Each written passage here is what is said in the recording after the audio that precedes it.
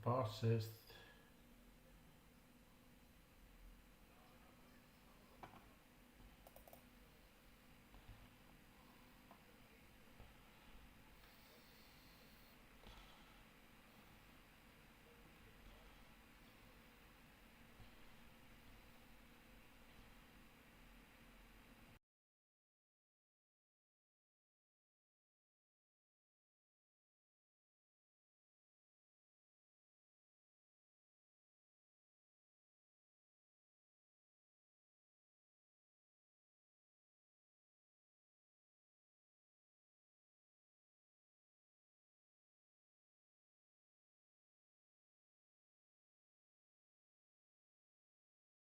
Benvenuti al Giro del Mondo in 80 giorni, a cura di Radio Nostra, ogni martedì sera in diretta streaming dalle ore 21.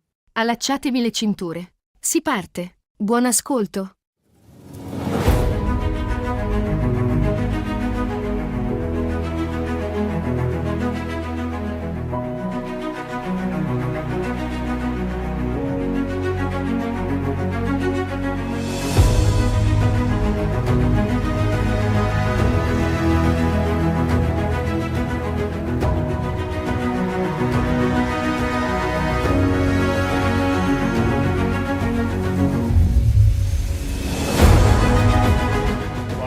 Buonasera a tutte e a tutti, 28esima puntata qui sulla mongolfiera di Radio Nostra per il Giro del Mondo in 80 giorni che va a concludersi con questa sera, però questa sera sarà nella navicella, ci sarà lo stesso Rossella. Ciao Rossella. No, un attimo. Ecco, aspetta, avevo il microfono giù. Adesso ti sento. Ok, rifaccio il saluto a tutte le ascoltatrici e gli ascoltatori in ascolto e a quelli che ascolteranno nei prossimi giorni. E con noi c'è anche Stefano. Ciao Stefano. Buonasera a tutti quanti, benvenuti nella nostra mongolfiera. Bene. Andiamo subito col primo brano che è di Galileo, che è uscito proprio questi giorni, il suo ultimo pezzo. Galileo, cantautore romano che abbiamo avuto tra gli ospiti gli anni scorsi. Ascoltiamoci questo Passare del tempo. Galileo.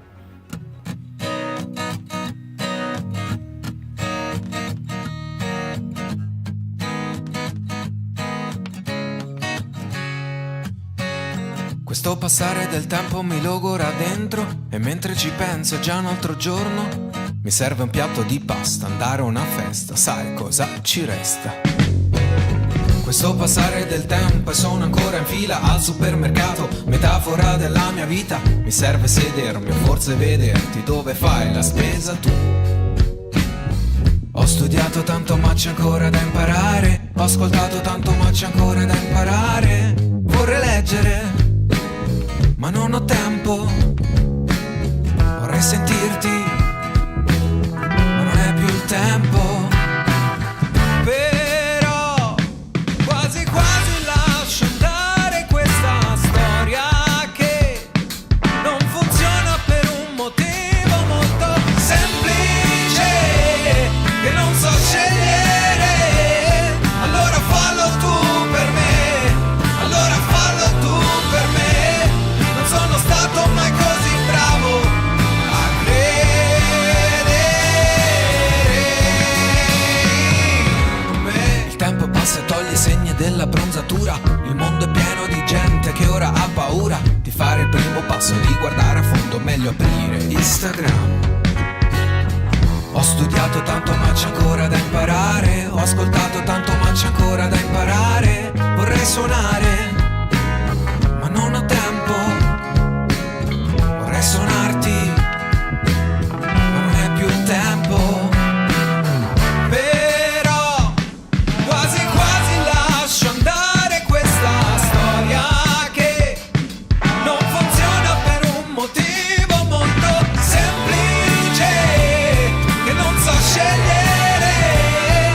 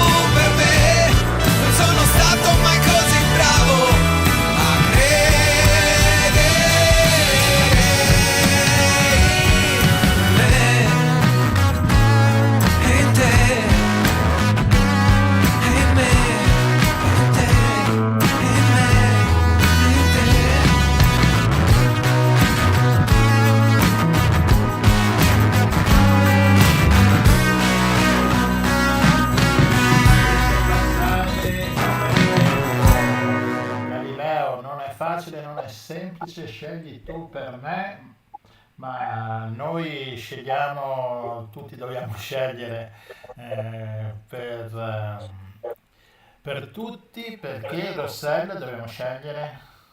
Perché l'8 e il 9 giugno si vota per 5 referendum, 4 sul lavoro. Noi abbiamo chiamato a parlarne Marco Caltarossa, che è segretario della CGIL di Padova.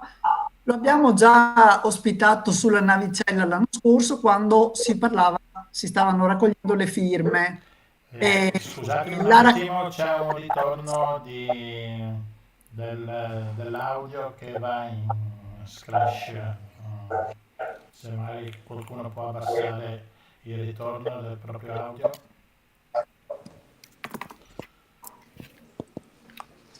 Eccoci qua. Ecco, stavamo dicendo che l'anno scorso abbiamo avuto Marco a bordo della navicella per parlare della raccolta delle firme per i referendum, raccolta che è andata molto bene. E adesso invece, Marco, siamo un po' alla stretta finale su questo. Sì, buonasera a tutti. Benvenuto Marco. Buonasera, buonasera e grazie dell'invito. Sì, avevamo fatto anche l'anno scorso una serata mentre stavamo raccogliendo le firme di questi 4 quesiti referendari che hanno poi trovato la conferma anche da parte della Consulta, che ha ammesso i quesiti referendari, e quindi saremo chiamati al voto l'8 e il 9 giugno. È la prima volta che la CGIL si trova a dover affrontare una campagna referendaria, una campagna elettorale, perché non è nelle nostre corde, non è un'attività che svolgiamo solitamente, e quindi è proprio la prima volta nella storia della nostra organizzazione. Questo dimostra come il tema del lavoro, la tematica e anche le problematiche del lavoro vengono affrontate in maniera anche approssimativa dalla politica. Negli ultimi 25 anni ormai il lavoro è stato visto come una merce, come uno strumento per creare profitto e poi non esserci una vera e propria redistribuzione, diciamo così, di quel profitto. E le politiche che sono state adottate negli ultimi anni hanno portato a una progressiva svalorizzazione del lavoro, sia in termini di qualità del lavoro che in termini di mercato del lavoro. E quindi ci siamo di fronte a un assoluto silenzio da parte della politica. Abbiamo dovuto prendere in mano la situazione con un'azione estrema, che è quella appunto dei referendum. L'anno scorso abbiamo raccolto nei 4 quesiti complessivamente più di 4 milioni di firme, e questo, a nostro avviso, avrebbe dovuto interrogare la politica sulla necessità di intervenire. Invece c'è stato ulteriore silenzio e arriviamo, mentre vorrei ricordare che un po' di anni fa noi avevamo raccolto le firme per altri referendum che invece in parte sono stati bocciati, non sono stati ammessi, e quello ammesso, che era quello sui voucher, è stato immediatamente affrontato dal governo Gentiloni di allora e ne limitò l'utilizzo proprio come richiedevamo noi nella nostra raccolta firme, nel nostro quesito.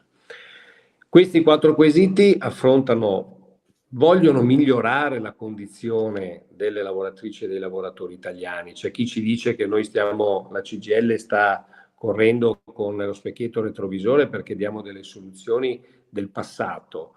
Noi invece crediamo che, anche se siano normative che sono state votate negli anni 70, hanno un'attualità e sono assolutamente necessarie per migliorare la condizione delle persone.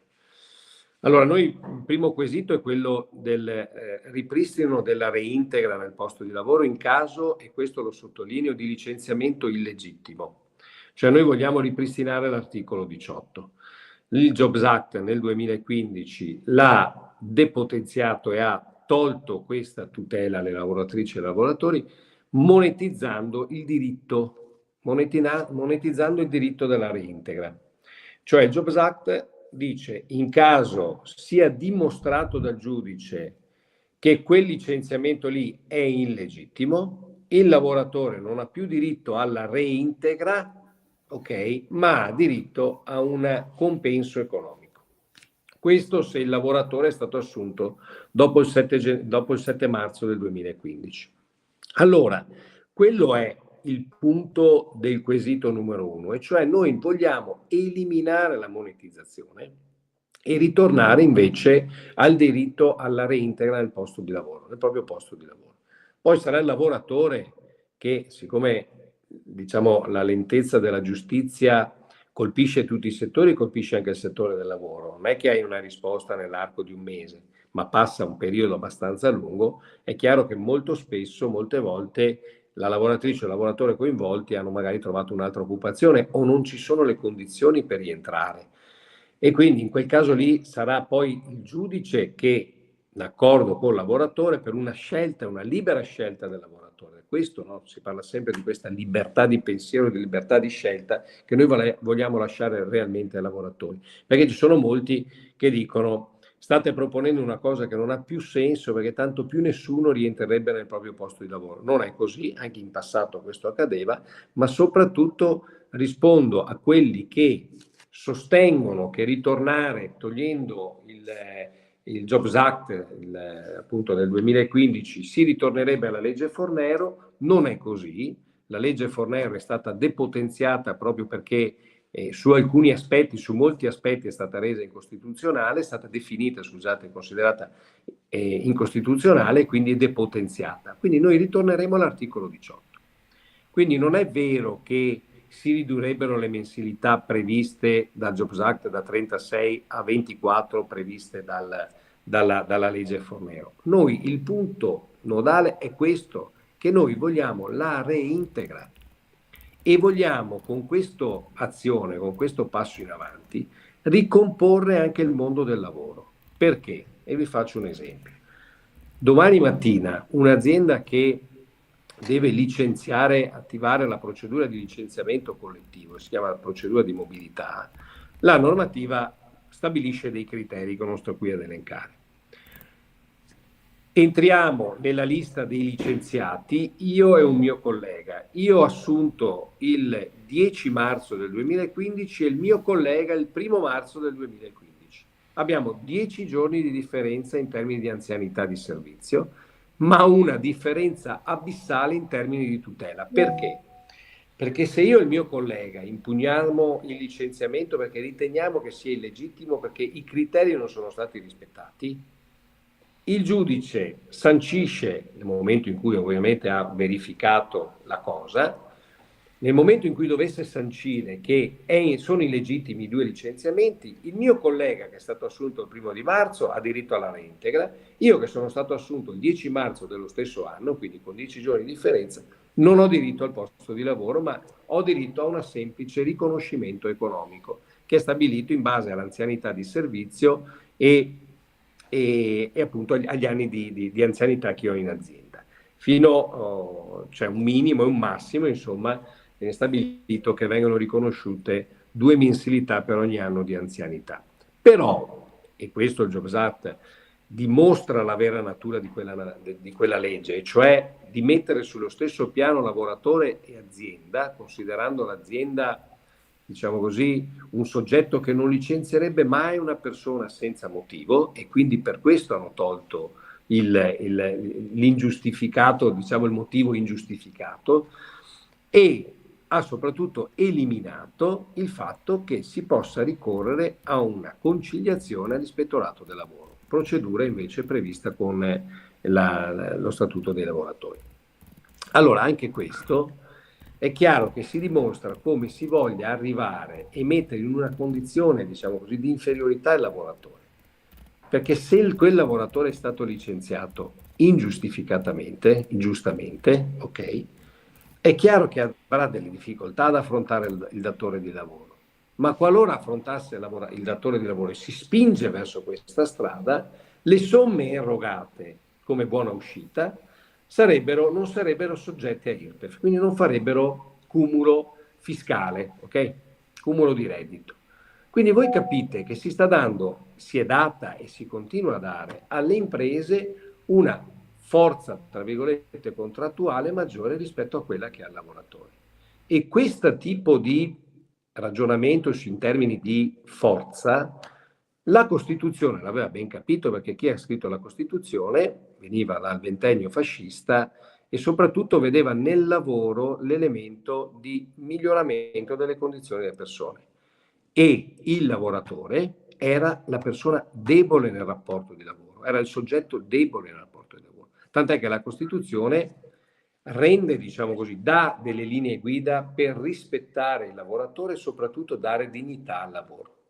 Ecco, noi pensiamo che ripristinando l'articolo 18 saremo in grado di fare un passo in avanti e migliorare le condizioni di milioni di persone che oggi sono con un contratto precario, ok?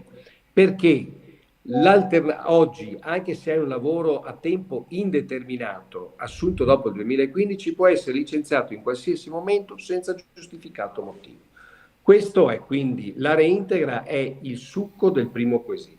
Il secondo quesito riguarda le aziende sotto i 15 dipendenti, dove non è applicato l'articolo 18 e quindi non c'è il diritto di reintegra, bensì c'è il tetto massimo di 6 mensilità che è stabilito dalla normativa. Ecco, noi vogliamo, col secondo quesito, eliminare quel tetto massimo di 6 mensilità, cioè vogliamo che sia lo stesso giudice a stabilire nel caso in cui si verificasse una condizione di licenziamento illegittimo, parliamo sempre di licenziamenti illegittimi, è il giudice che stabilirà quanti soldi, quante mensilità riconoscere a quel lavoratore ingiustamente licenziato. Quindi perché? possono essere Perché sei, le possono imprese essere oggi anche meno, dipende appunto dalla gravità. Allora, il massimale è 6, poi varia in base anche alle anzianità di servizio, ok? Possono essere anche meno, certo. Però quando si certo. stabilisce che il licenziamento è illegittimo, è chiaro che il Certo. giudice dà la pena massima, tra virgolette. Ecco. Noi vogliamo eliminarlo perché? Vogliamo sia eliminato perché? Per due motivi.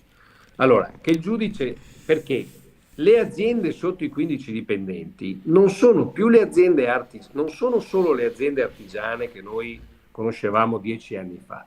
Le aziende digitali, che hanno magari 4 dipendenti, fanno fatturati di milioni di euro. Allora voi capite che, secondo noi, riteniamo sia opportuno che il giudice stabilisca il numero di mensilità tenendo conto della condizione dell'impresa, quindi se è un'impresa che ha soldi può pagare, e tenendo conto anche della condizione del lavoratore coinvolto, perché se è un lavoratore di 23 anni, 25 anni, magari ancora a casa con i genitori, quindi senza carichi familiari, ha sicuramente meno necessità, diciamo così, rispetto a un lavoratore che ha 55 anni con carichi familiari. Certo. Ok, quindi noi vogliamo che sia il giudice che tenga conto di requisiti soggettivi che vanno a determinare poi il valore economico e quindi in termini di numero delle mensilità. Il terzo quesito noi lo chiamiamo, l'abbiamo intitolato Stop alla precarietà.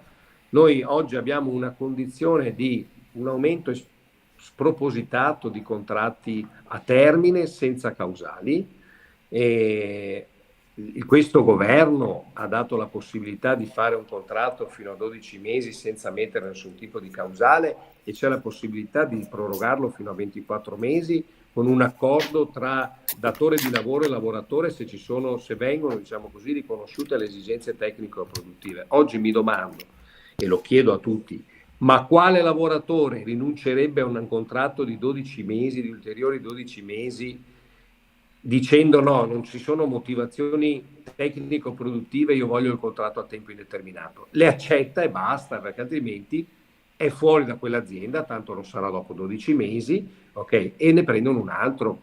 Allora, cosa vogliamo noi? Noi vogliamo che ci sia il reinserimento della causale a prescindere dalla durata del contratto. Cioè, se tu assumi una persona con un contratto diverso dal contratto a tempo indeterminato, lo devi giustificare. Allora, da questo ragionamento sono esclusi i lavori stagionali, quindi non mettiamo in crisi il sistema, ma vogliamo eliminare lo sfruttamento di lavoratrici e lavoratori. Faccio un esempio. Se domani noi andiamo al supermercato dove andiamo solitamente a fare la spesa, sicuramente prima di entrare c'è uno striscione grande sempre davanti all'entrata con scritto, ok? Facendo vedere che sono bravissimi, che sono aperti dal lunedì alla domenica dalle 9 alle 20. Poi andiamo dentro e chiediamo alla cassiera, gli chiediamo che contratto hai, un contratto a tempo determinato, magari anche part-time, involontario, ok? Allora voi capite che non c'è più un nesso logico tra l'effettiva esigenza lavorativa e il contratto che io stipulo con un lavoratore, ma c'è il fine di sfruttare quella persona. Perché un contratto a tempo determinato, un lavoratore che ha un contratto a tempo determinato, è limitato nella libertà, anche di pensiero, perché non può scioperare, non può rifiutarsi di fare determinati lavori, non può rifiutarsi di fare straordinari. E lo prendo a part-time proprio perché deve avere sete di lavorare di più. Questo è quello che si è determinato nel nostro paese. È un paese che ha depauperato i diritti delle persone, soprattutto dei lavoratori, e ha mirato, ha basato tutta la competitività delle imprese svalorizzando il lavoro, passando attraverso anche i contratti precari.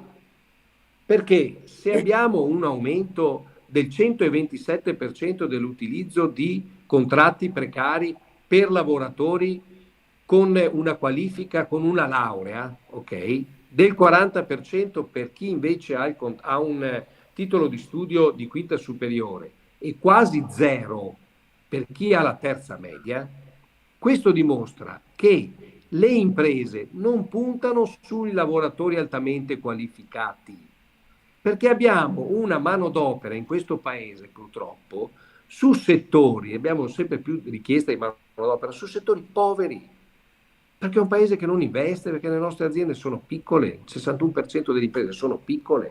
Allora voi capite che se noi non mettiamo un limite a questo, non ci sarà più un'alternativa per le imprese per essere competitive, perché continueranno a svalorizzare il lavoro e a pagare sempre meno, ad avere sempre meno produttività, e io resto a galla solo sfruttando le persone.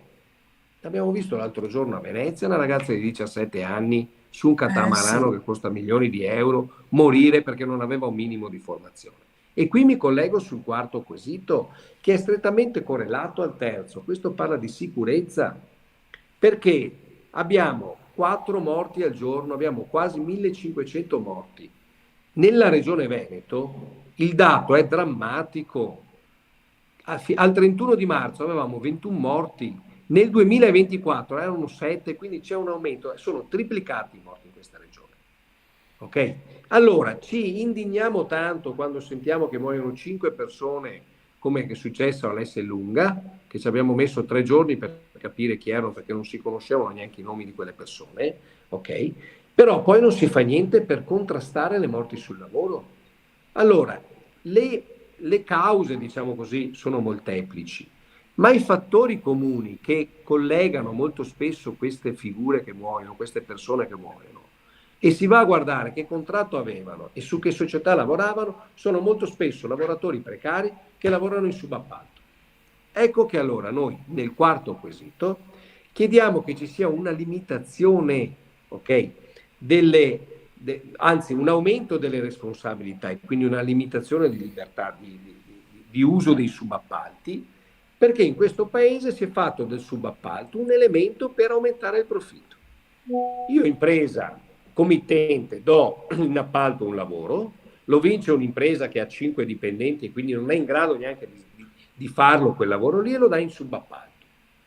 Il subappalto, che ovviamente sono tutte, cioè vincono gli appalti al massimo ribasso, per garantirsi l'utile, per garantirsi una parte di guadagno, agisce su 2 elementi. Il primo è su quello economico, cioè diretto col lavoratore, il mancato rispetto del contratto nazionale e quindi non paga correttamente le mensilità e i contributi. E in quel caso la legge garantisce al lavoratore perché interviene il committente. Nel caso invece poi non rispetti le normative in termini di sicurezza, ok? Perché è lì che agiscono, abbattono i costi sulla sicurezza e quindi non danno i dispositivi di protezione individuale e non fanno la formazione corretta alle persone. Nel caso in cui avvenga in un cantiere un incidente mortale, non c'è la responsabilità diretta del committente. E invece noi riteniamo che il committente debba risponderne direttamente, debba sapere chi lavora in quel cantiere e debba accertarsi che quelle persone abbiano ricevuto tutta la formazione necessaria e lavorino in sicurezza. Guardate, non più di un mese fa io ho fatto sono andato in un cantiere con la Fillea, che è la nostra categoria che segue l'edilizia, a denunciare al committente che in un cantiere c'erano 23 egiziani che non parlavano una parola di italiano. E la risposta del committente è stata: ma non è mica un problema mio, è un problema dell'impresa in subappalto, io non rispondo, se non sanno l'italiano è un problema loro. E quelle persone lì rischiano la vita perché probabilmente, oltre a non sapere leggere i cartelli, non hanno neanche mai fatto i muratori.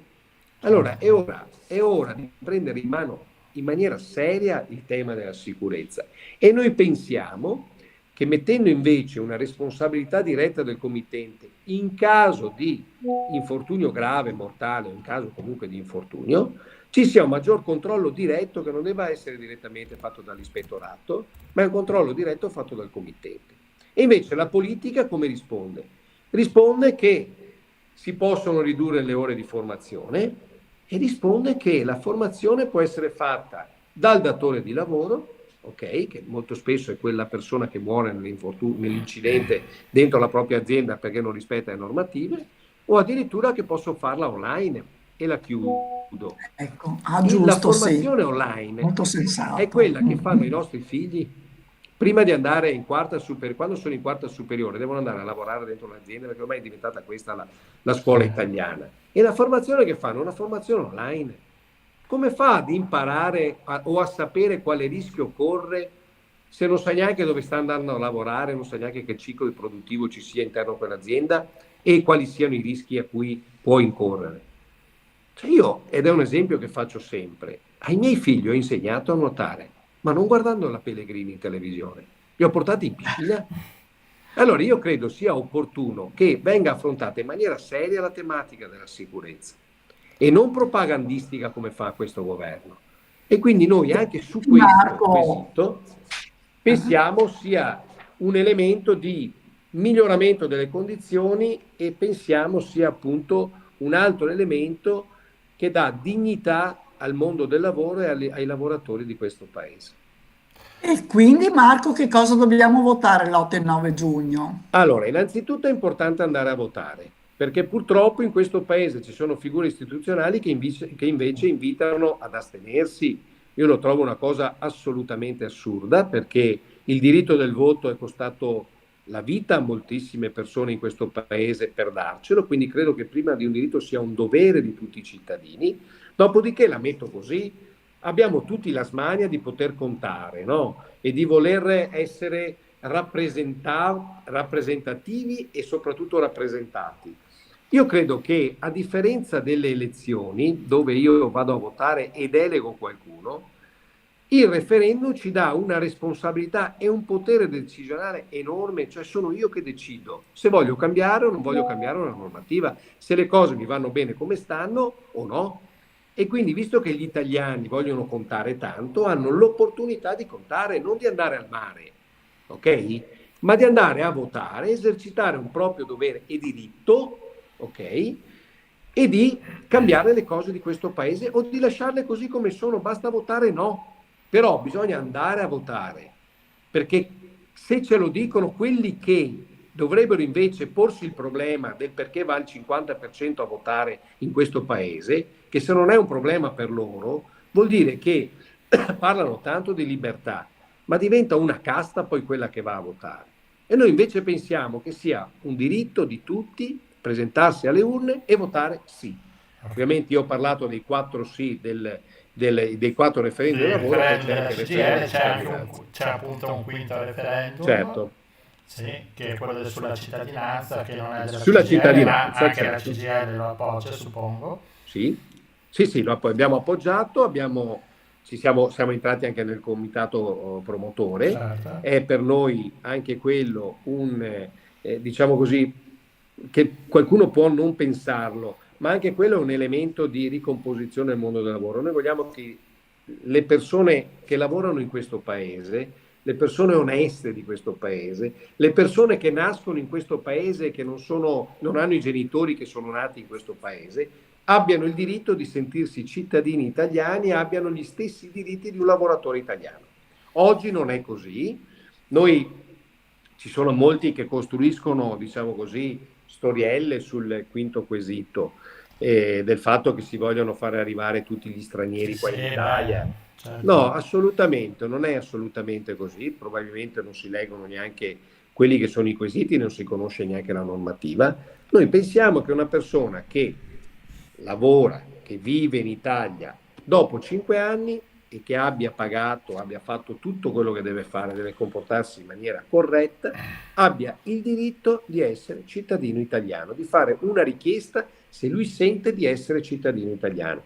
Abbiamo dei bambini che sono in quinta elementare, alle medie, alle superiori, che non hanno neanche mai visto il loro paese d'origine, cioè quello dei loro genitori, perché sono nati qua in Italia, parlano il dialetto veneto, sono perfettamente integrati, ok? Conoscono molto meglio la lingua italiana di tanti italiani che non pagano le tasse, pagano le loro tasse perché hanno i genitori che lavorano e non hanno la possibilità di andare in gita con i propri compagni di classe perché altrimenti rischiano di perdere la continuità della residenza in questo paese o hanno paura che il loro permesso di soggiorno poi non valga più.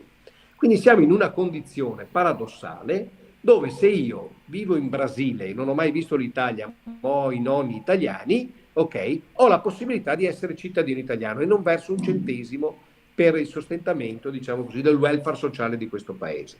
Cosa che invece fanno chi vive e lavora qua in Italia.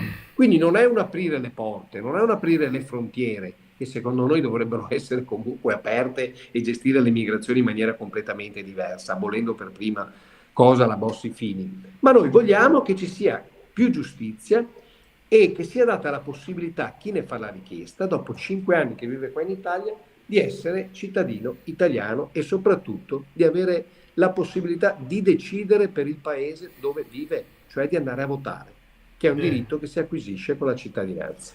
Marco, grazie, siamo andati un po' lunghi, ma Un po' Scusate. lunghetti. grazie. Cioè, i sindacalisti sono così, i sindacalisti gli dai un braccio e via, partono come dei razzi. Purtroppo non abbiamo il dono della sintesi. Marco, grazie. Faccio un appello, non so, per voi, perché avete bisogno anche di rappresentanti di lista, i seggi, no? Certo. Esatto, quindi se qualcuno che è iscritto al sindacato vuole dare una mano in più, contatta il sindacato, può essere messo a controllare. Sì, possono entrare anche, c'è la possibilità di entrare anche nel sito della CGIL, c'è proprio un link dedicato al comitato del sì. E lì c'è la possibilità di mettere i propri dati per essere poi inserito nei rappresentanti di lista, esatto, e ci aiutano perché abbiamo assolutamente anche perché bisogno. non c'è tanto ancora tempo per fare le richieste. No, assolutamente. Marco, grazie mille e 5 sì per tutti. Buonasera. Grazie a 5 voi. sì per tutti. Buonanotte. Sì. Esatto. Arrivederci, buona serata, grazie. Grazie. Ciao, ciao.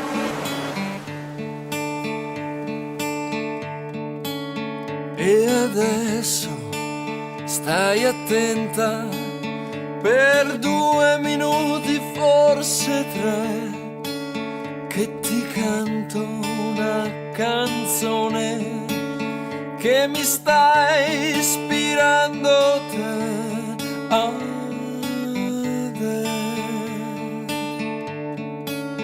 Adesso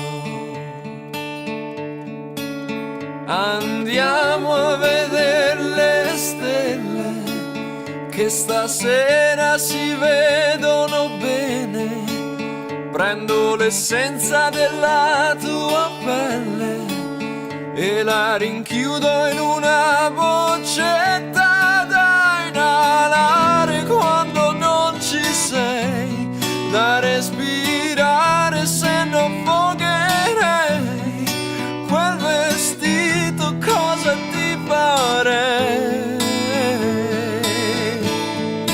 Dimentichiamoci di ieri, la la la.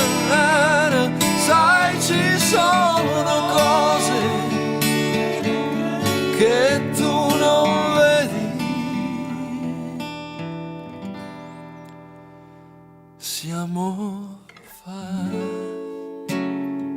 Siamo fatti di vetro, trasparenti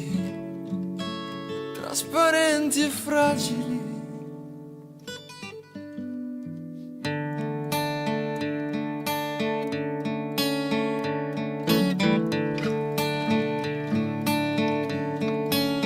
No, stasera non andiamo sempre allo stesso bar, stesse facce, sempre quelle, dai, stasera andiamo via da qui, da qui, da qui, andiamo sulla spiaggia e porto pure la chitarra, che se cantiamo una canzone poi si finisce a fare sesso sulla sabbia, anche se poi piove, finché il cielo non cambia colore, finché il sesso non diventa amore.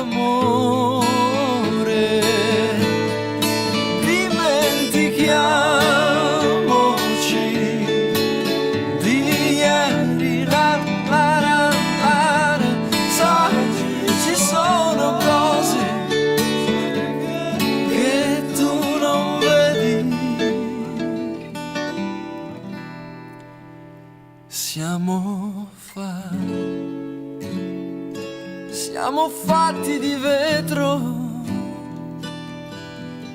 trasparenti e fragili. Trasparenti e fragili, la canzone di Nicola Trois che avremo poi come ospite all'apertura del programma. E trasparenti e fragili come il nostro DNA, che dici Stefano? Certamente il mese scorso è stata la giornata del DNA, è trasparente, fragile, beh, per fortuna non troppo fragile, e per parlarne abbiamo invitato nella nostra mongolfiera Lucia Bartoloni, genetista, professoressa e ha tutti i titoli in regola per parlarci del DNA. Vero Lucia, cos'è il DNA? Allora, il DNA è un libretto di istruzioni che contiene 30.000 ricette che sono divise nell'uomo in 46 capitoli che si chiamano cromosomi, e leggendo questi 46 libri si riesce a costruire un organismo umano intero. Io lo studio da ormai una trentina d'anni e mi appassiona sempre, quindi è un grande codice che non sappiamo ancora leggere totalmente, perché sappiamo un po' riconoscere le parole, cioè riconosciamo i geni, ma come questi vengono regolati è ancora un po' un mistero. Quindi c'è tantissimo da studiare anche per le nuove generazioni. Quindi questa immensa libreria è contenuta nella cellula, ma è in ogni cellula. In ogni cellula c'è tutta la libreria, però ogni cellula legge soltanto alcuni dei capitoli, alcuni dei paragrafi, cioè non è che ogni cellula utilizzi tutto il DNA, utilizza solo quello che è necessario per quel tipo di cellula. Durante lo sviluppo dell'organismo ciascuna cellula si differenzia, cioè si specializza e chiude alcuni capitoli, chiude alcuni paragrafi che non legge mai, che non sono importanti, vengono silenziati, viene messo un lucchetto. Però c'è anche il modo, se vogliamo, di togliere via tutti questi lucchetti e di leggerlo interamente, ed è quello che fanno quando si fa la clonazione. Prendi un nucleo di una cellula a una cellula già differenziata, come può essere una cellula intestinale, prendi questo nucleo, lo metti in un ovocita e da quell'ovocita cresce un organismo intero e fertile, quindi un adulto fertile. Ovviamente questo con l'umano non si fa, con gli animali, con i mammiferi è già più difficile, tipo la pecora Dolly, però in laboratorio si fa per esempio con gli anfibi, si studiano le rane. E questo esperimento è stato fatto appunto con le rane. Si può dimostrare che spostando un nucleo da un adulto a un ovocita si ottiene un adulto normale e quindi in ogni cellula c'è tutto il DNA, non ne manca neanche un piccolo pezzetto. Ma praticamente si ottiene una sorta di gemello omozigote dell'individuo dal quale è stato fatto il prelievo? Esattamente, in qualche film di fantascienza c'era scritto che avevano preso le cellule di Hitler e che li avevano messe. Beh, questo non si fa, non si può fare non soltanto perché è eticamente scorretto, ma anche perché è tecnicamente impossibile. Si può fare con certi tipi di animali, di utilizzare sempre lo stesso embrione, perché nelle prime fasi della divisione embrionale tutte le cellule dell'embrione sono totipotenti, che vuol dire che possono creare un adulto normale fertile. Quindi si può giocare in questo modo e fanno così per gli animali. Nell'umano queste cose non le si fanno, anche se ci sono gruppi su internet che millantano di poterlo fare, di saperlo fare, ma sono soltanto correnti di persone fantasiose. Speriamo che non salti fuori lo scienziato pazzo prima o poi. Non ce la può fare, per ora non ce la può fare, proprio tecnicamente non è possibile. Ma perché si rovina il DNA nel passare da una cellula all'altra? No, perché è difficilissimo tecnicamente spostare questo nucleo. È difficilissimo, cioè per noi poi umani. Allora, quando hanno fatto questo esperimento, l'hanno fatto sulle rane, e per ottenere una rana adulta ci hanno messo dei secoli, cioè ci hanno messo anni. Quindi hanno fatto un sacco di esperimenti per avere un animale adulto fertile. Quindi sì, nei nostri articoli scriviamo scriviamo i successi. Negli articoli scientifici non ci sono gli insuccessi, purtroppo, perché avere un giornale che descrive tutti quanti gli esperimenti falliti di noi scienziati sarebbe sempre pieno di articoli, perché noi la maggior parte del tempo i nostri esperimenti falliscono. Quindi dobbiamo, in questo caso qui, prima di ottenere qualcosa che funzionasse, ci hanno messo 20 anni. 20 anni di persone diverse, laboratori diversi che hanno cercato di ottenere qualcosa che funzionasse.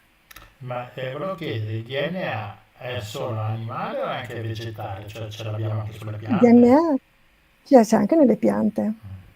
Ogni cellula ha il suo DNA anche nelle piante. Che è simile o cioè la catena Allora, molti geni sono simili, sono identici proprio, possono esserci delle proteine, dei geni umani che sono molto simili a quelli presenti nelle piante. Altri invece sono totalmente diversi e sono specializzati. Addirittura i batteri hanno dei geni che abbiamo anche noi.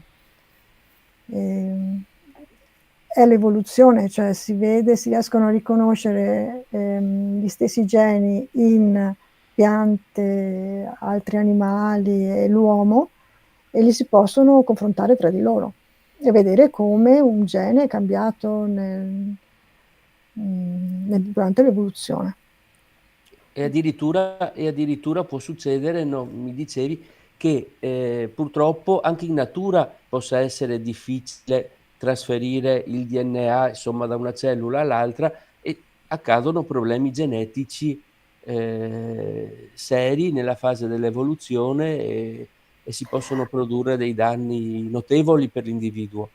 Allora, nelle nostre cellule il DNA è così fragile che ci sono molti sistemi diversi di protezione del DNA. A parte la protezione fisica, che è il nucleo.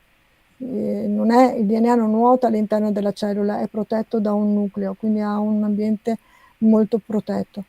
E poi ci sono proprio dei sistemi che quando il DNA viene copiato per trasferirlo in un'altra cellula o viene utilizzato per fare l'RNA messaggero e fare quindi le proteine, ci sono dei sistemi che stanno attenti che non si spezzi, che non si rompa, che non vengano inserite dei codici sbagliati, delle basi sbagliate e lo corregge.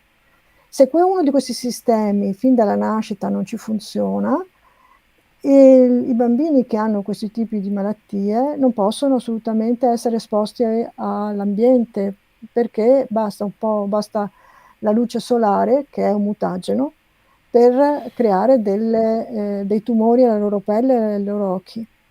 Quindi sono dei bambini che devono vivere di notte e che non possono essere esposti alla luce solare, che è un mutageno. Noi tutti siamo costantemente esposti a mutageni e questi sistemi ci aiutano a mantenere integro il nostro DNA. Ovviamente con l'età questi sistemi ogni tanto sbagliano, quindi noi abbiamo in ogni nostra cellula dei piccoli errori che vengono integrati nel DNA. Ed è per questo che invecchiando non siamo più tonici come quando eravamo giovani, perché le nostre cellule si degradano, il nostro DNA si degrada e così anche tutte le nostre cellule. Però alla fine tutti questi sistemi ci aiutano a mantenerci vitali a lungo e a proteggerci anche dall'errore, quello che è più grave e che può portarci poi a un tumore. Un tumore è un DNA che viene mutato in modo particolare, che donando alla cellula la possibilità di riprodursi senza controllo. E quindi in questo caso è è appunto in un gruppo di singole cellule localizzate in un determinato posto dell'organismo. È una cellula Una che cellula. si parte da una che acquista una mutazione, che quindi il suo DNA viene mutato. Questa cellula mutata potrebbe anche morire e quindi non dare nessun effetto collaterale, potrebbe essere uccisa dal nostro sistema immunitario, il nostro sistema immunitario ci aiuta a proteggerci dai tumori, oppure potrebbe acquisire altre mutazioni, perché forse molto spesso una sola non basta, e invecchiando acquisire la capacità di riprodursi senza avere un controllo negativo. Noi abbiamo quello che si chiama un feedback negativo, cioè a volte quando una cella impazzisce c'è un sistema che si chiama apoptosi di autospegnimento della cellula, la cellula si uccide da sola, si suicida, diciamo. E invece se questo sistema viene bypassato, la cellula cresce in maniera non controllata e quindi si creano i tumori. Ma adesso con le analisi del DNA che abbiamo imparato a fare, possiamo prendere il tumore, possiamo vedere quali sono le mutazioni che sono presenti nel tumore della persona. Cioè praticamente all'interno della libreria, della biblioteca della quale parlavi prima, c'è un libro sbagliato e bisogna cercarlo. C'è una parola sbagliata. Una parola. Su una libreria c'è una parola sbagliata. A volte è una lettera sbagliata all'interno della parola, quindi abbiamo dovuto aspettare che gli ingegneri, i tecnici ci inventassero un sistema per poter, i chimici anche, ci inventassero un sistema per poter leggere tutto quanto questo DNA in fretta. Perché se vuoi aiutare qualcuno a guarire del tumore, devi leggere il suo DNA in fretta. In una settimana noi siamo capaci di leggere il DNA di un tumore, definire qual è la mutazione che ha tolto via il controllo a queste cellule e di vedere se c'è già sul mercato un farmaco che sia specifico per quel tumore. Quindi E curare questi. ovviamente siamo nei limiti di grandezza del... Perché Vuoi sapere stiamo parlando di librerie di libri, non si immagina la libreria piena di libri, ma qua siamo talmente... se io prendo un DNA da una cellula e lo srotolo, perché è tutto Ah, rotolato ovviamente, e lo tiro, questo filamento sottilissimo che non si vede assolutamente, con microscopio elettronico si può vedere, lo posso tirare fino a 2 metri. però... Mhm. Però è sottilissimo perché sarà dell'ordine dei 10 alla meno 9 metri, insomma il Sottilissimo. miliardesimo di metro. È una collanina, mettendo tutti quanti i volumi insieme, una collanina di 2 metri che ha dentro 3 miliardi di basi azotate. Il DNA è dato da 4 basi diverse e queste 4 basi diverse sono 3 miliardi in fila. Poi è una doppia elica, quindi alla fine sono 6 miliardi perché ci sono 2 filamenti. Ed è abbastanza fragile, però è anche abbastanza resistente, perché io lo posso trovare, quello dei dinosauri, per esempio, abbiamo trovato il DNA un intero, ovviamente, ma il DNA dei dinosauri, il DNA delle mummie, troviamo il DNA, quindi si trova dappertutto. Anche Io dove avrei non si altre vorrebbe. mille cose da chiedere, Vabbè, però per esempio ricordo che le rose hanno un DNA più ricco del nostro, da quello che più lungo, da quello perché che hanno anche le ricordo. spine, le rose. Sì. Beh, ci sono degli animali che hanno molto più DNA di noi, per esempio dei piccoli dei vermi hanno del DNA in nematodi molto più lungo del nostro, ne hanno molto di più, ma poi dipende da come viene usato e da quanto spazio c'è tra i diversi geni, perché alla fine il numero dei geni è più o meno lo stesso in tutte quante le specie, è lo spazio tra i geni che è diverso. Questo spazio tra i geni ovviamente è regolatorio, perché altrimenti si sarebbe perso con l'evoluzione, e quindi questo spazio tra i geni è ancora da scoprire come funziona esattamente. Si sa qualcosa, si inizia a capire qualcosa, però ancora c'è tanto da studiare.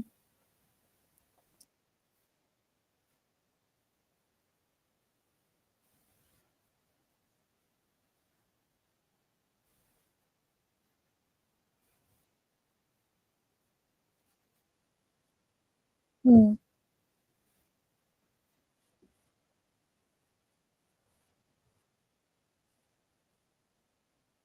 prego.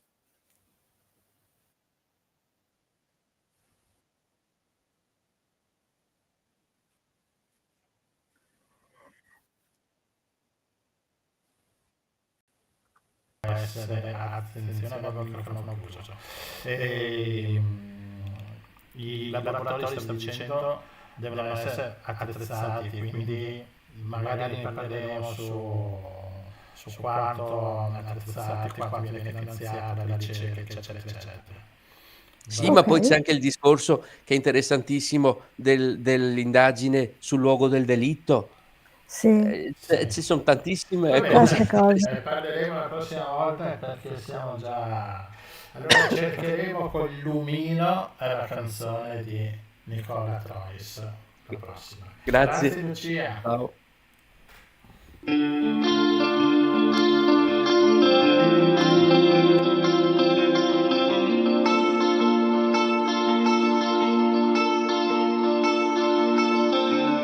Quando ero piccolo cantavo sempre, senza pensare a niente. E come per magia era un concerto in camera mia. Quando ero piccolo sognavo Alice nel paese delle meraviglie. Sotto la luna e tutte le sue figlie. Le sue figlie.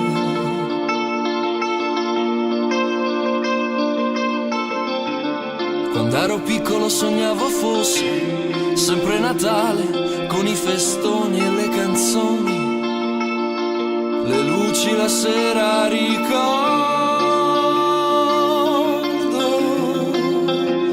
l'atmosfera ricordi, l'atmosfera. Spesso un amore nasce inconsciamente, cresce dentro al cuore, poi se lo prende, ma come si fa ad ignorare il cuore mentre il giorno muore e se ne va? Lascia accesa una luce, anche solo un lumino, sono ancora un bambino. Lascia accesa una luce, anche solo un lumino, sono ancora un bambino, un bambino.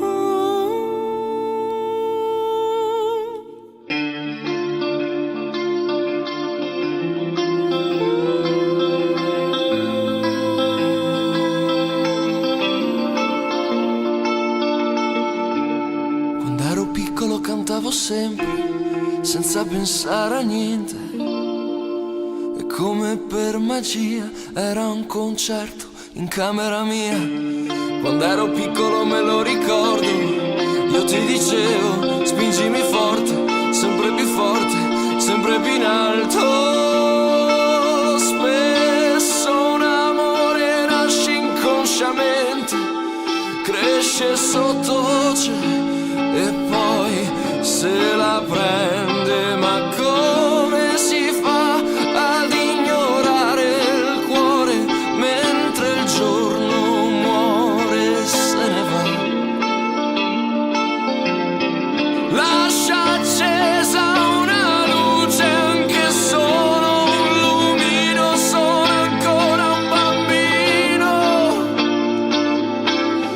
Lascia accesa una luce, anche solo un lumino, sono ancora un bambino, un bambino.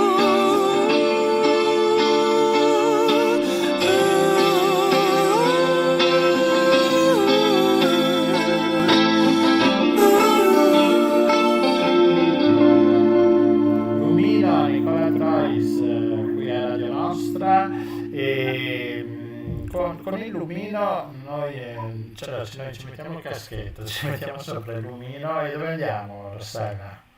Andiamo addirittura in grotte vulcaniche. Io non sapevo neanche che esistevano fino a oggi. E vediamo se Giuseppe Priolo riesce a entrare e riesce anche, però ha il microfono spento. Mm, allora, Giuseppe Priolo, Giuseppe Priolo è presidente istruttore nazionale di speleologia e torrentismo del e, CAI. sì, e si occupa appunto da molti anni di grotte vulcaniche. Ha pubblicato anche tante cose e in particolare noi l'abbiamo chiamato per parlare di Etna, cioè l'imperatore dei vulcani. Però vedo che ha ancora il microfono spento. Vediamo un po' se ci Speriamo di riuscire a sente. parlargli Giuseppe e Priolo, soprattutto speriamo che lui riesca a parlare a noi. perché magari è ancora nelle cavità dell'Etna, abbiamo una poca linea. Adesso sto buttando un po' così, tanto per Eh, Giuseppe Priolo non ci sente. E allora direi mettiamo un altro brano, sempre di Nicola Trois, e questa volta ci ascoltiamo Chloe. Andiamo con Chloe, Nicola Trois.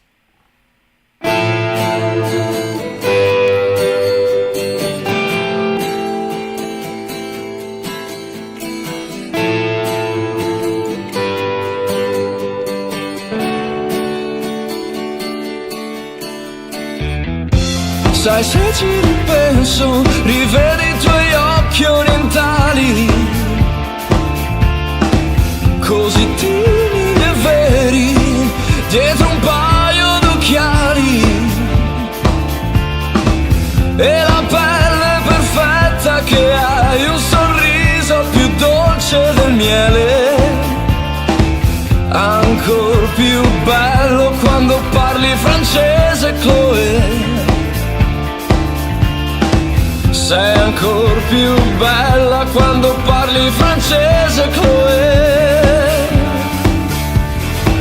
Forse eri solo una stella cadente, venuta a farsi vedere. Forse eri solo l'amore in persona, venuta a farsi conoscere.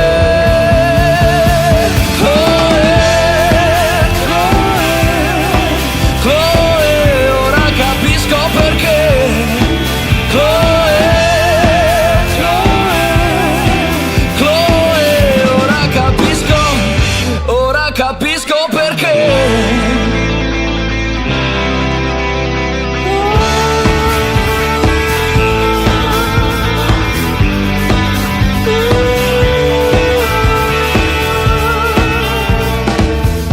Sai, se ci ripenso, forse mi conviene emigrare. Mi conviene emigrare in un altro sistema solare.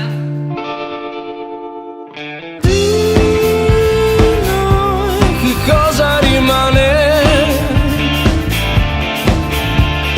Di noi che cosa rimane? Forse soltanto 2 foto sfocate, salvate nel cellulare, o solamente il ricordo lontano del tuo nome un po' esotico.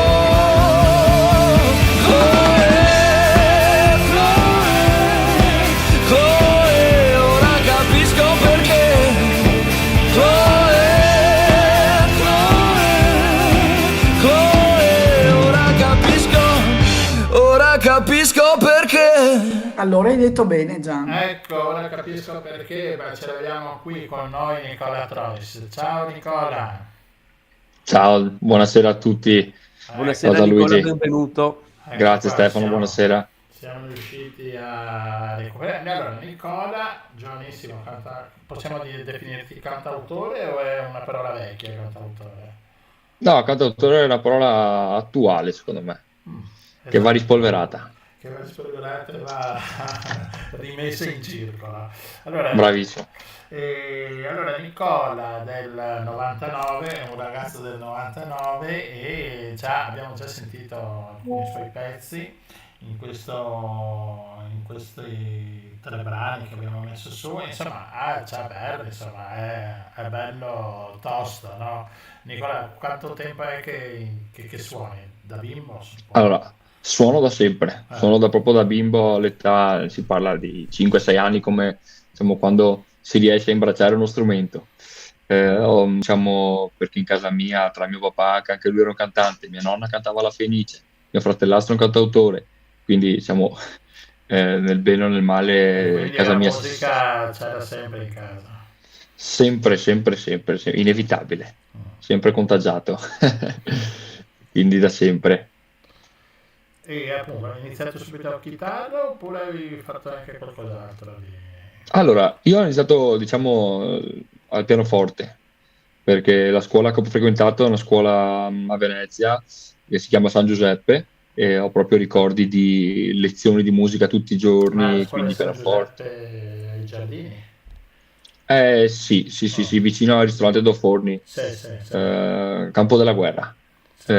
Quindi devo dire che oltre alla chitarra a casa mia, strimpellando così, copiando Elvis per esempio, ho proprio ricordi della maestra Barbara che appunto ci insegnava già le varie divisioni, contralto, basso, soprano, ci insegnava a leggere la musica, facevamo solfeggio, quindi già da là la formazione c'è stata, devo dire, c'è stata subito. Che ovviamente è restata perché non basta l'istinto, serve anche, diciamo, capire di cosa si sta parlando. effettivamente. Quindi è iniziata così. Beh, ho seguito, insomma, e incominciato a fare le prime canzoni. Assolutamente, Sì. assolutamente, direi tra i 15 e i 16 anni, Mhm. più o meno. Sì, fino a ieri, insomma, due giorni fa. Esatto, Ascolta, esatto. uno dei primi I brani Tenny, che abbiamo anche, che ho messo su era il secondo brano, Trasparenti e Fragili, no, è abbastanza, Sì, diciamo, quello più datato, dei- sì, assolutamente sì. girato anche qui al Lido, suppongo al Lido in Sì, spiaggia. Ecco, esatto. il modo di fare musica, diciamo, adesso è abbastanza semplice, ma contemporaneamente anche difficile, no? Entrare poi Sì, dopo nel circolo, perché adesso la musica, insomma, la possono adoperare tanti, c'è tanto modo di manovrarla, di maneggiarla, di mescolarla, cose che prima invece ci volevano studi fisici proprio, no? di registrazione. Esatto, quindi adesso è un po' più facile, però è anche difficile entrare nel giro, no? assolutamente, soprattutto considerando la città di Venezia. Sì, esatto, tra l'altro. Non ha una grande scena musicale, come si dice, quindi bisogna, diciamo, prendere quello che c'è, sfruttare le occasioni che ci sono, E come l'evento in pescheria. pensare che Venezia negli anni 40 era il fulcro anche della canzone italiana, c'erano studi di registrazione non da poco, insomma. E, Sì, e, allora, tornando a noi, sì, cantautore, i tuoi brani, musica e parole e testo, tutto tuo? sì, Bravo. grazie.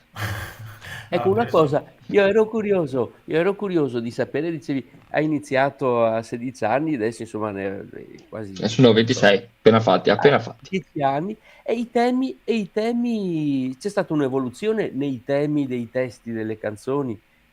Assolutamente sì. Devo dire che però le prime canzoni scritte con quella freschezza e inconsapevolezza delle prime volte hanno sempre quel sapore diverso. Però insomma si cerca sempre di andare in meglio.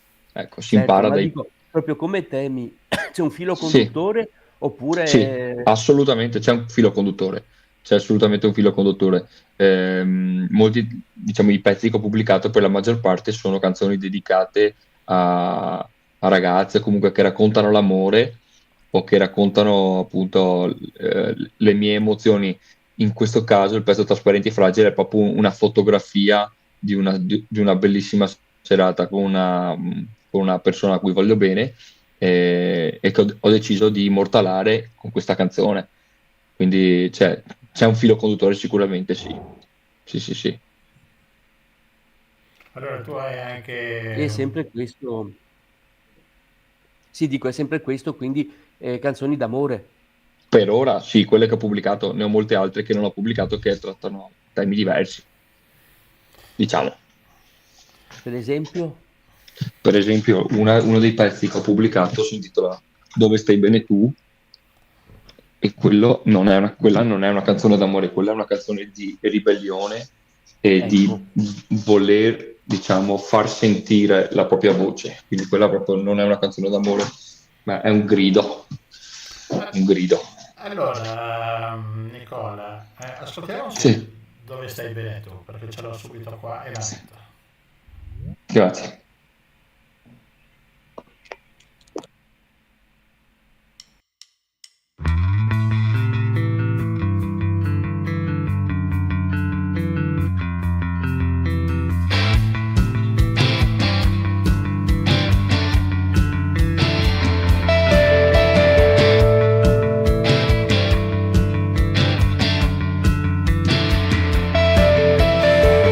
Vorrei sfondare questo schermo, colmare il vuoto fra paradiso e inferno. Se tu vedessi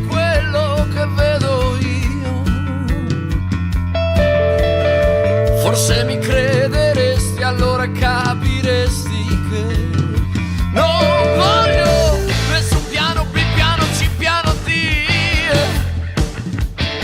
Non voglio i limiti che tu mi imponi o non sto bene. Dove stai bene tu?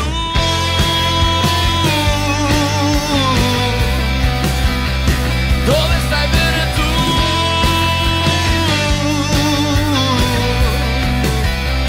Dove stai bene tu?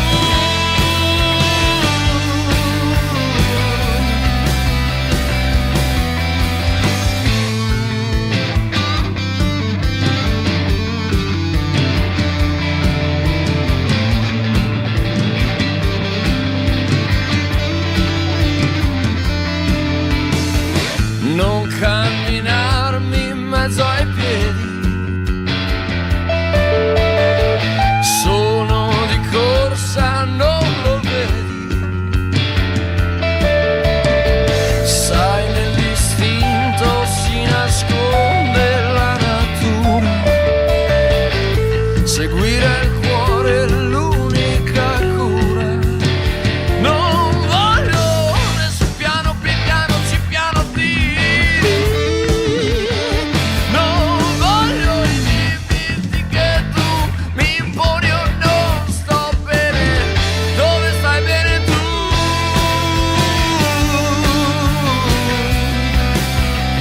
Dove stai bene tu?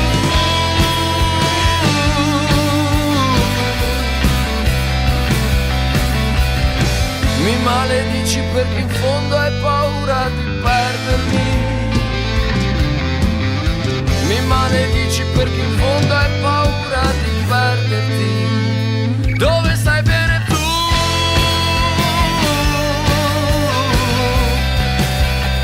Dove stai bene tu?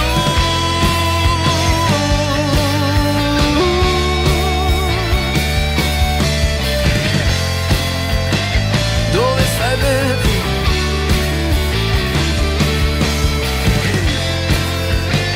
Dove stai bene tu?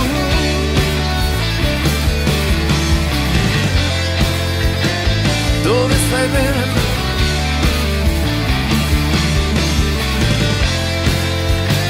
Dove stai bene tu?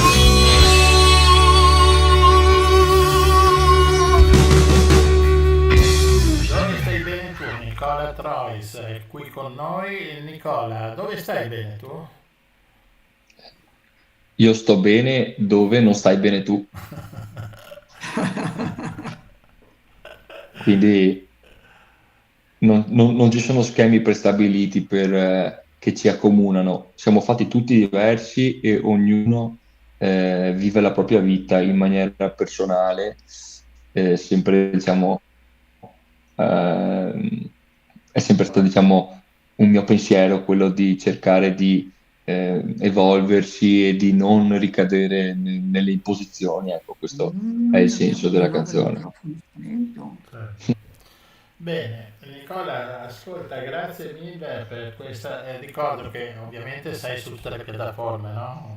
Musicali. Assolutamente sì. Ascoltatele, sono Grazie. veramente complimenti. Ho conosciuto il 1° maggio, ci siamo conosciuti noi a Venezia. Sì. E, insomma, Nicola è proprio tosto, un bravo cantautore, un bravo cantante. Grazie Gianluigi. Grazie mille Nicola, in bocca al lupo per tutto. Grazie Bocca al ragazzi, lupo. buona serata. Grazie ragazzi, buona E serata. adesso ci ascoltiamo Lexi. Grazie.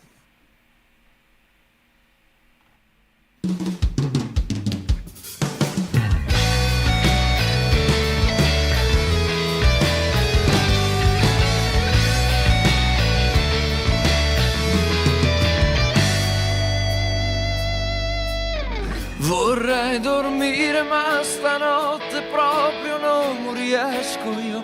Da un'ora fisso il vuoto al buio e penso non c'è verso. E magari è il mio pensarti e rivederti che mi tiene sveglio. E magari immaginarti e non pensare che sarebbe meglio se sarebbe meglio se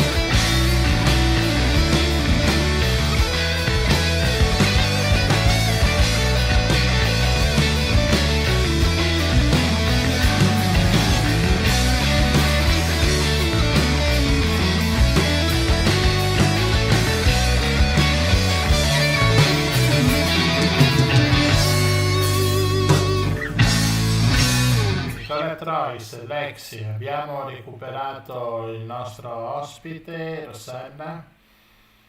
E finalmente abbiamo con noi Giuseppe Priolo. Giuseppe Priolo è istruttore nazionale di speleologia del Club Alpino Italiano e da più di 30 anni si occupa di grotte vulcaniche. Io personalmente ho scoperto oggi che esistono le grotte vulcaniche.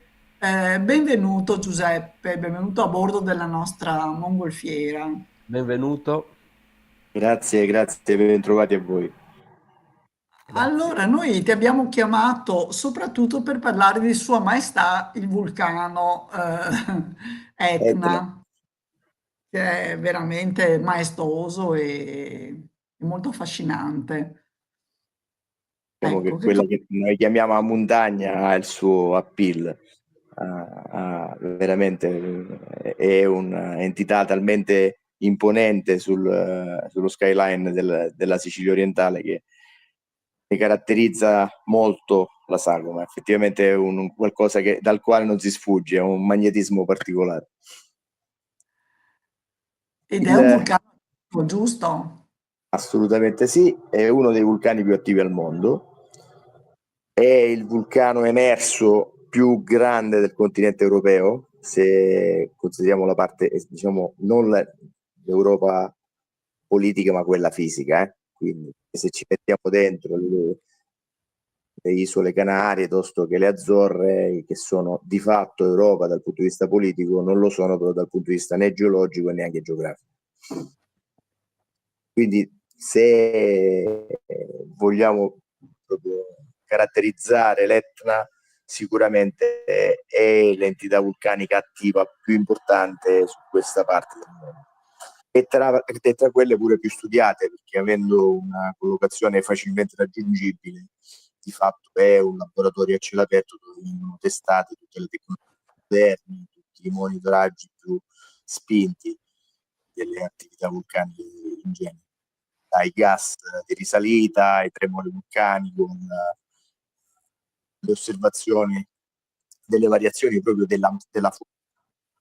Pensate che sull'Etna esistono decine, non dire quasi un centinaio di stazioni di monitoraggio che sono in grado non solo di recepire i terremoti, ma addirittura di monitorare i gas che vengono veicolati dalle attività vulcaniche e osservare le variazioni di dimensioni che sono oggi legate a misurazioni di tipo GPS, quindi Global Position System, e che sono abbastanza evidenti.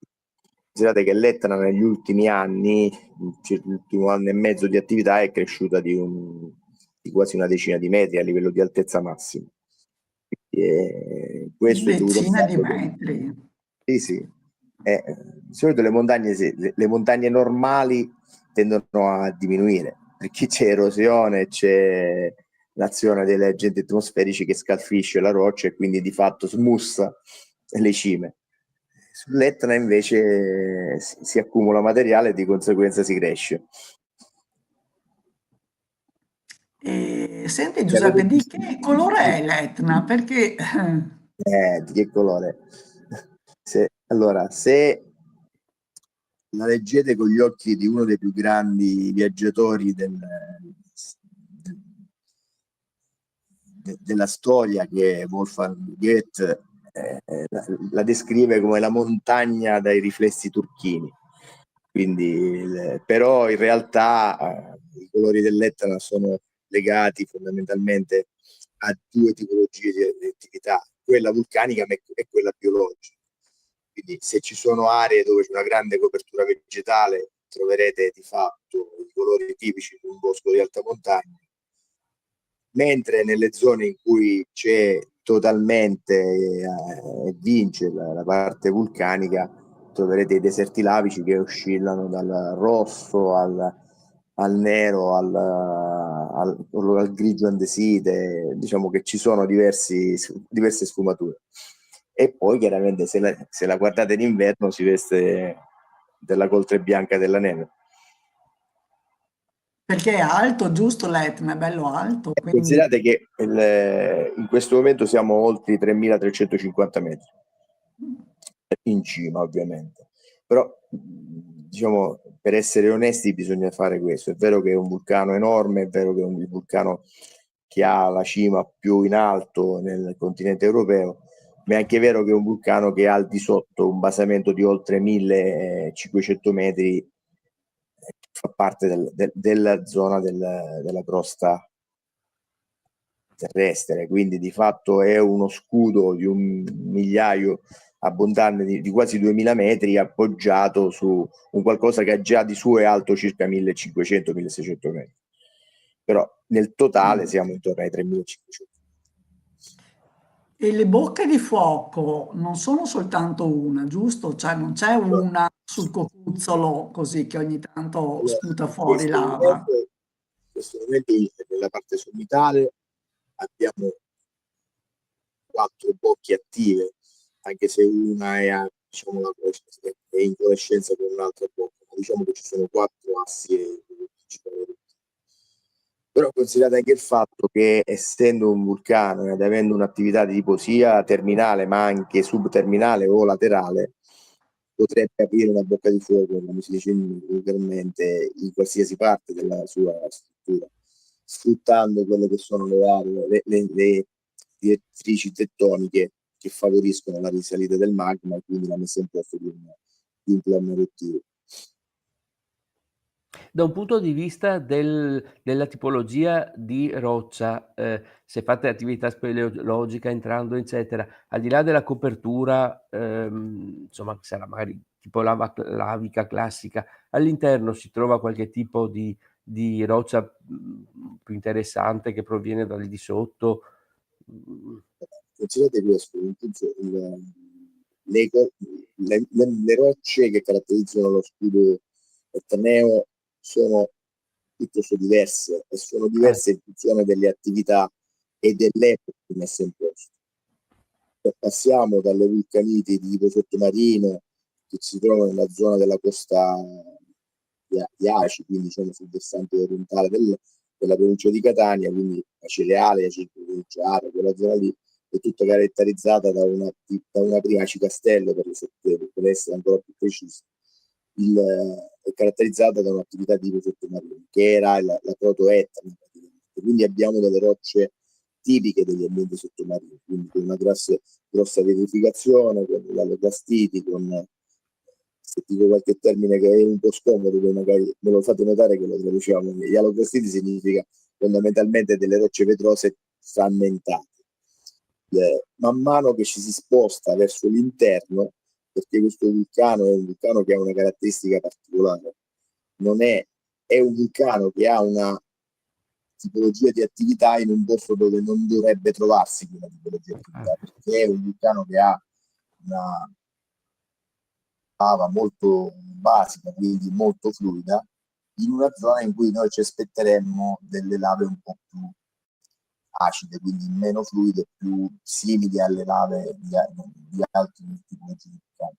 Questo è dovuto al fatto che in quest'area, nella zona del contatto fra l'avampaese ibleo e la crosta della parte europea, si ha una zona di curvatura e in quel punto si è infilata l'Etna quasi da portoghese, quindi abusivamente quasi, e quindi ed è un grande punzone che periodicamente ha perforato la crosta sfruttando le fratture che si formavano per la deformazione.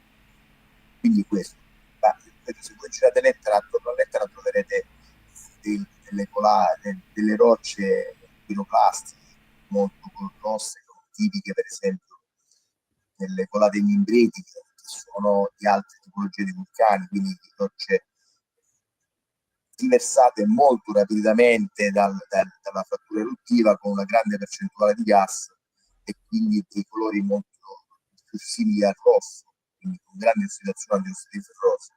E poi chiaramente trovate le colate simili, le lave A, le scoriacee, le lave a bastioni. Tornando a quello che è la domanda che mi avevi fatto, di fatto all'interno della grotta ci sono delle situazioni diverse, perché i tubi di lava, a differenza delle grotte che normalmente conosciamo, che sono quelle carsiche, che che bene o male ci sono da tutte le parti della Terra, non hanno una genesi lunghissima. Ecco Giuseppe, scusa, stai in questa posizione che ti si sente bene. Va bene, stavo dicendo questo, la genesi di una grotta lavica è molto breve ed noi potremmo dire di conoscere esattamente la data di nascita di ogni grotta. Ci sono delle grotte delle quali sappiamo realmente il giorno in cui si è formato il tubo di lava. All'interno di questi tubi, che sono quindi legate a dei fenomeni temporariamente molto ridotti, a differenza di quelle delle grotte carsiche che hanno tempi di formazione dell'ambito dell'ordine del milione di anni, qua parliamo delle ore, quindi geologicamente parlando parliamo di nulla. E all'interno di queste grotte ci sono delle morfologie particolari legate alle condizioni di temperatura, legate alle condizioni di fluidità del magma e della lava, in quel caso perché siamo fuori dalla crosta, e quindi delle morfologie molto tipiche, molto originali, quasi esclusive, direi. Guardate che grotte come quelle dell'Etna in giro per l'Europa non ce ne sono tantissime. Ce ne sono alle Isole Canarie, ce ne sono alle Azzorre, ce ne sono qualcosina ma molto piccola sul Vesuvio, ma non ci sono grandi evidenze. Per trovare grotte con caratteristiche simili bisogna andare nella patria delle grotte vulcaniche, che è l'isola di Hawaii, o in Islanda, o in Nuova Zelanda, in giro per tutto il mondo ce ne sono, oppure sulla Luna, molto probabilmente anche su Marte. Ascolta Giuseppe, io volevo chiederti, a parte, va bene, gli appassionati, gli iscritti al CAI, quelli che amano la montagna, per noi comuni mortali è interessante salire sull'Etna? È possibile intanto? Allora, salire in montagna, che sia l'Etna o sia un'altra parte, diciamo, dipende dall'approccio che abbiamo. Se è esclusivamente un'attività, diciamo, legata al momento emozionale, sì, assolutamente sì, si sta utilizzando le guide che sono formate appositamente per accompagnare dei turisti che non è detto che abbiano delle competenze idonee per andare in montagna, quindi diciamo si accompagna, non dico chiunque, ma quasi. Se la si vuole fruire da montagna come è l'Etna del resto, la fruizione va fatta con quelle che sono le competenze naturali di chi fruisce la montagna, con il rispetto assoluto, una buona tecnica, un ottimo equipaggiamento e una capacità di fare un passo indietro, perché essendo un'attività di piacere non è il caso di farla diventare un'attività di dispiacere. Quindi è assolutamente possibile andare sull'Etna, anzi, diciamo, se non si è mai andati su un vulcano, si sente il respiro della terra nei vulcani, si capisce che la terra è viva e non è quella montagna così di roccia e basta, come potrebbe essere qualsiasi altra cima. Che bella, bellissima questa immagine del respiro della terra, eh? Ascolta, quindi, insomma, l'Etna è una cosa assolutamente viva che respira e non è in pericolo, vero? Come altri, altri Allora, elementi del nostro povero paese. allora, se noi intendiamo il pericolo inteso come quello che normalmente facciamo noi come uomini alla Terra, è sulla Terra, quindi ha gli stessi rischi, corre gli stessi rischi che corre qualsiasi altra parte del nostro globo. Il vantaggio di essere una montagna abbastanza alta, diciamo, per alcune aree c'è una naturale preservazione, diciamo, non è così frequentata in maniera tipo gita da social che avrete visto qualche tempo fa nelle zone sciistiche degli Abruzzi. Quindi da questo punto di vista sì, però se voi vi abbassate di quota e c'è un impatto enorme da parte dell'uomo, è assolutamente evidente, sia dell'uomo civile che dell'uomo incivile, che è di fatto dominante su quello civile, se non altro per effetto. Quindi anche l'Etna soffre delle sue problematiche legate alla nostra presenza. Il parco che la caratterizza con un'estensione veramente ampia e quasi totalmente per il massiccio etneo, e sì, è un ottimo sistema, però così come tante realtà del nostro paese non ha le risorse né economiche né umane per poter far fronte alla miriade chiamiamolo così, di frequentatori, no? Più che frequentatori sarebbero degli stupratori quasi della natura che lo frequentano, però diciamo che fa parte di questa terra, quindi come tutte le altre parti dove arriviamo noi è a rischio. Lo sono anche quelle dove non ci si arriva, quindi pensate a quelle dove ci si arriva. L'unico vantaggio è questo, che ogni tanto l'Etna se la pensa, fa un'eruzione e ricopre tutto di nuovo. Appunto, si può vendicare. Esatto, si mette sopra un tappeto nuovo. Ma non c'è, in questo momento l'attività è monitorata, ma non è particolarmente... In questo momento c'è un'attività nella zona sommitale che è abbastanza periodica, con un tempo di ricarica di intorno ai 15, dai 15 ai 30 giorni, dove ci sono dei fenomeni di parossismo, quindi delle esplosioni sommitali, lancio di proiettili, colonne di piroclasti che vengono sparate in cielo. Diciamo, attività che ormai è diventata ordinaria e che mette un po' di disagi per quanto riguarda il traffico aereo, magari per gli abitanti del territorio investito dal pennacchio di Cenere e Lapilli, ma sono grandi problematiche. Da questo punto di vista l'Etna, se non gli vai a rompere le scatole, evidentemente non è cattiva. Dico, poi gli sciocchi ci sono sempre, attenzione. Sì, perché anche, voglio dire, anche una sbuffata di gas caldo che non trascina con sé tante rocce, ma insomma... Allora, ci sono, a parte il fatto che quando c'è un'attività come questa, ci sono delle ordinanze che vietano l'accesso all'area sommitale. Quindi, diciamo, tagliano la possibilità di fruire dell'Etna a determinate quote di sicurezza. C'è la protezione civile, tramite i bollettini dell'INGV, dell'Osservatorio Etneo, forniscono questi, diciamo, piani di avvicinamento alla parte sommitale. E rimane sempre il fatto che, superata una certa quota, c'è l'obbligo di andare in montagna con una guida alpina o con una guida vulcanologica. Poi, onestamente, gli obblighi in una montagna che ha diverse migliaia di chilometri di sentieri non è così semplice da mantenere, però diciamo che se c'è un minimo di rispetto della legge, uno sa che, ma non è solo un rispetto della legge, è anche un rispetto della propria vita, secondo me. Quindi alla fine della fiera si può pensare di fare, come dicevo prima, un passo indietro e tornare a casa soddisfatti ugualmente, anche se non si è fatta la performance alla Rheinland Messner. Va bene, Giuseppe, molto affascinante. Ci è venuta voglia di andare o di tornare a vedere Sua Maestà il vulcano, e grazie intanto per averci così portato un pochino vicino.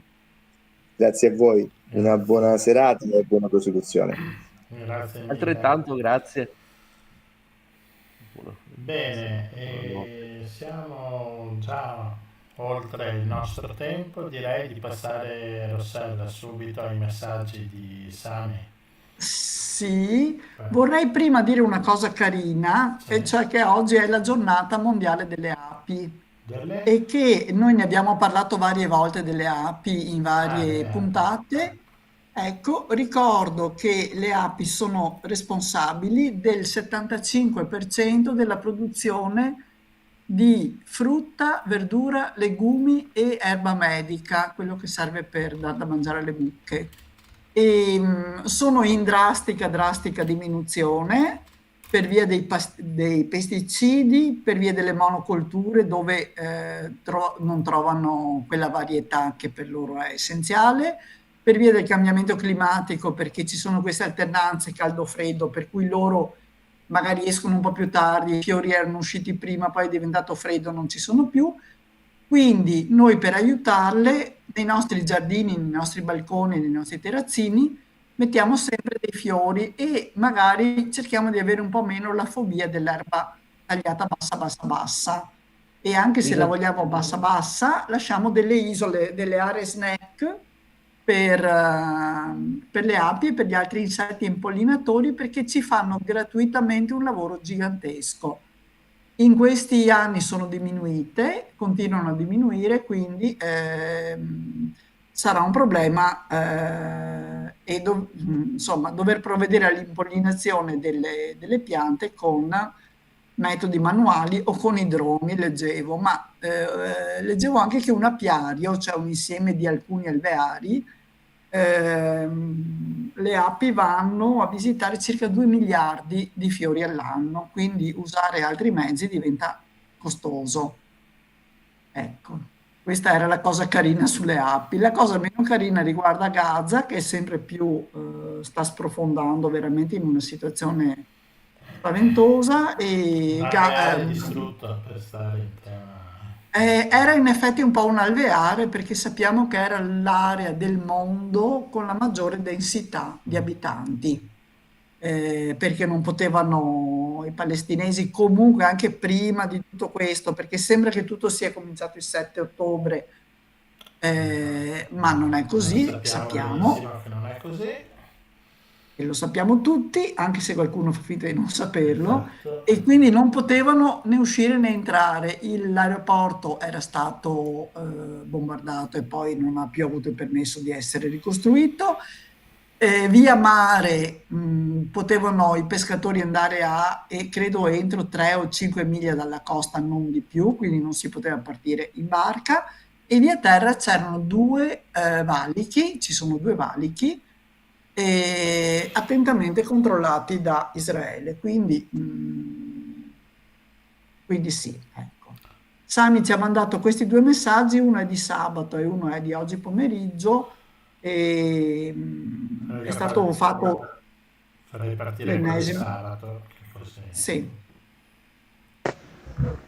Qui a casa, diciamo, lo Stato è tutto stato di emergenza totale, soprattutto perché Israele cominciano anche praticamente a invadere la zona est da tutta la striscia di Gaza, stanno bombardando, sono 3 giorni che stanno bombardando, uccidendo tante persone. Questi 3 giorni sono stati quasi 300, anche di più, di morti, tutte quante, ci sono centinaia, altre centinaia di feriti.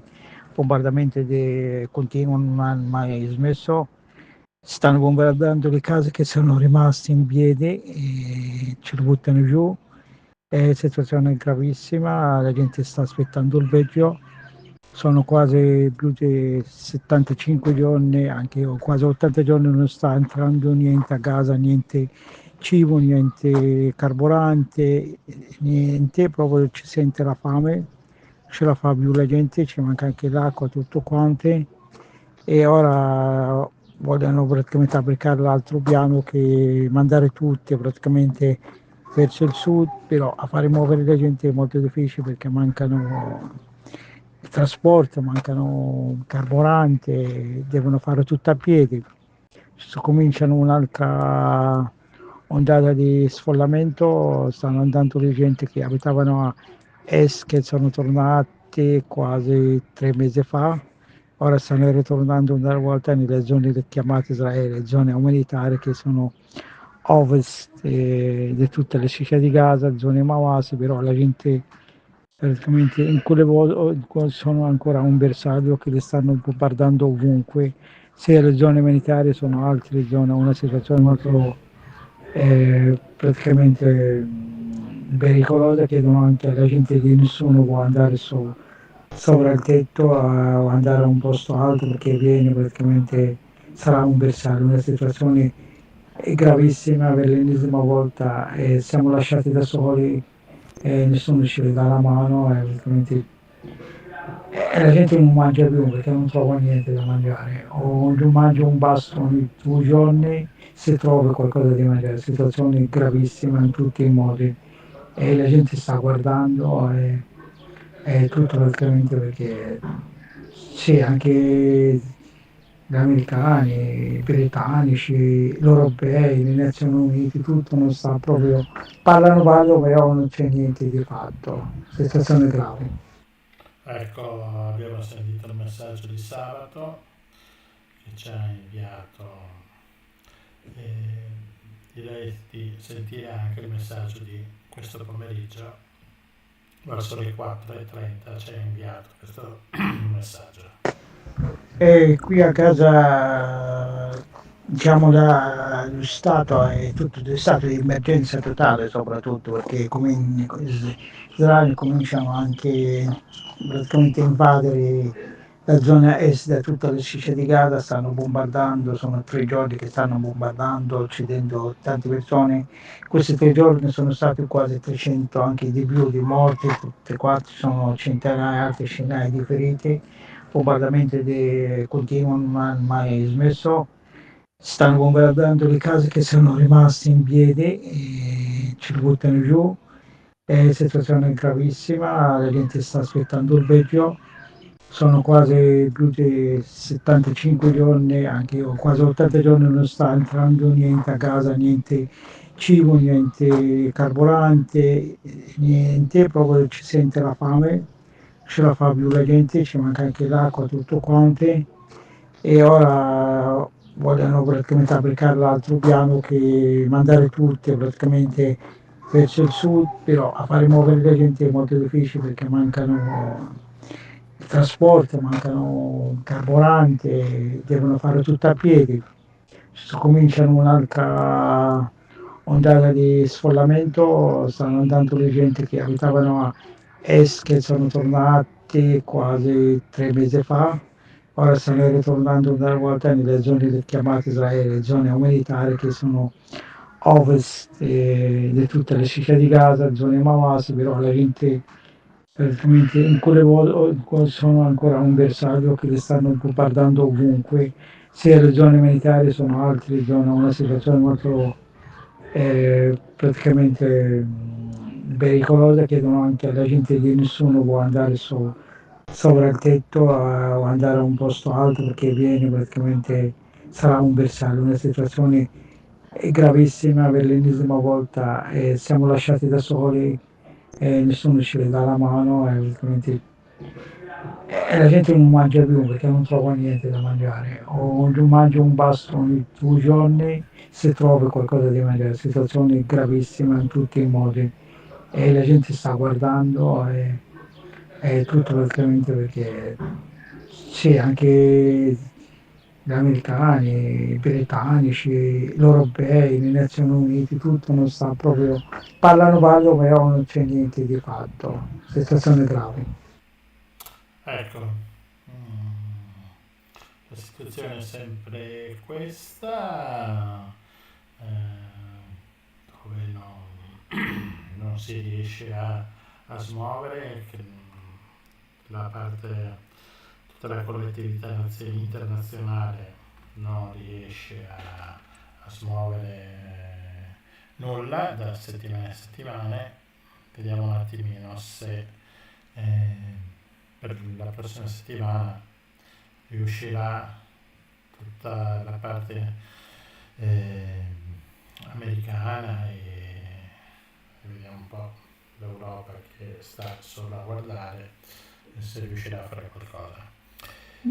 Allora, diciamo che finalmente Francia, Gran Bretagna, Canada hanno detto basta, ecco. E quindi speriamo che facciano pressioni. Oggi hanno minacciato di